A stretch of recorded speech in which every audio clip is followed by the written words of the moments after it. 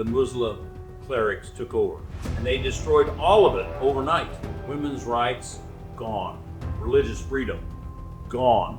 A nuclear-armed Iran chanting "Death to America" is the single greatest threat to American lives on the entire planet. What is happening now in Iran is the equivalent of tearing down the Berlin Wall.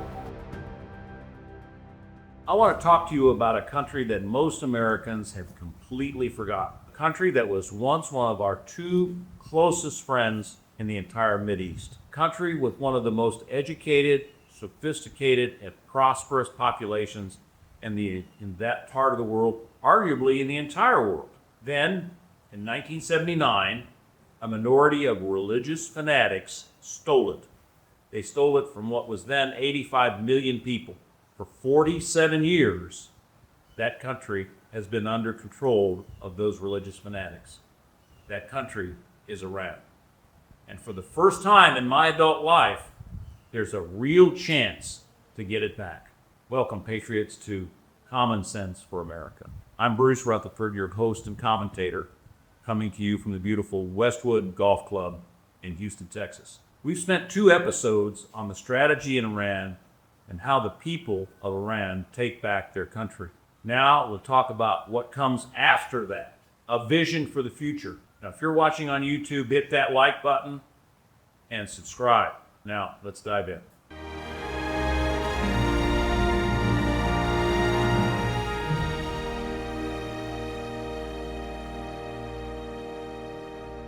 First, something most people do not know. Iran is not an Arab country. It is a Persian nation, diverse, educated, with an extraordinary historical past. And before the Ayatollahs took over Iran, it was a Western secular country. Under the Shah, Iranians had Christians, Muslims, and Jews living side by side. Women earned the right to vote in 1963. They were elected to parliament and appointed to the Senate. Iran had a female minister of state for women's affairs, almost before anyone else in the world. Universities were open to everyone. Secondary school was free for all. Iran was one of the richest countries in the world. Britain and the United States counted on Iran as our most important ally in the entire Mideast. Now, does that sound like a country the mullahs deserved to rule? Then the Muslim clerics took over, and they destroyed all of it overnight. Women's rights, gone. Religious freedom, gone. That minister of education that we mentioned, that female minister of education and women's affairs, she was executed by firing squad. 47 years of tyranny for a Shiite regime that represented less than 25% of the total population. That is not a government. That is a hostage situation. Now, here's the good news, and this is where it gets genuinely exciting. The moment a new legitimate government is established, the economic sanctions come off.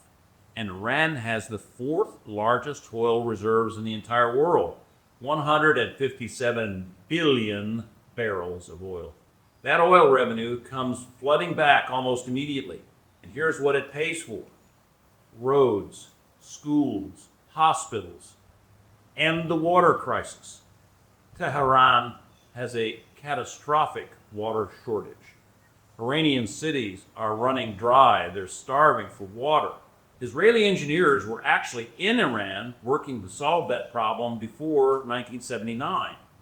And when the Ayatollahs took power, they threw them out, threatening to execute them. Those engineers can come back, and with oil revenue and Western cooperation, that water problem gets solved. It gets solved very fast. Now think of what a free Iran does to the entire Middle East. Picture a prosperous, secular, free Iran as an example to every nation still suffering under socialism and theocracy. What is the message? Freedom works. Free markets works. Democracy works. Reagan understood this. He said the march for freedom and democracy would leave Marxism, Leninism on the ash heap of history. He was right there. This is that moment again. And it's at stake through the heart of radical Islam in the entire Mideast region. But the transition will not be easy. There will be challenges. There always are. But the President of the United States has one overriding constitutional responsibility: protect American lives. That is it. That's the first and foremost of his obligations. Above everything else, he must protect American lives. A nuclear-armed Iran chanting "Death to America" is the single greatest threat to American lives on the entire planet. What we're doing in Iran is not warmongering. It's fulfilling that first responsibility, protecting American lives, not just now, but for the next generation as well. And here's the bigger picture. With Iran turned around, Hezbollah loses its funding. Hamas loses its support. The Houthis lose their weapons. All of Iran's proxy armies wither and die without support from Tehran. And peace in the Middle East, peace we've been chasing my entire adult life, suddenly becomes not just possible, it becomes probable. I never thought I would say that, but I'm saying it now. What is happening now in Iran is the equivalent of tearing down the Berlin Wall. Destruction of that wall signaled the end of the Soviet Union, the end of the Cold War, and the defeat of communism as a world force. The defeat of the Shiite regime in Iran signals the end of the global terrorism they sponsored, and finally, peace in the Mideast.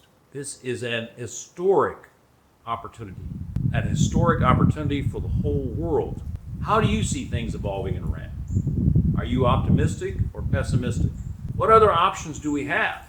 Tell us what you and your friends think in our comments section. We want to know what you think.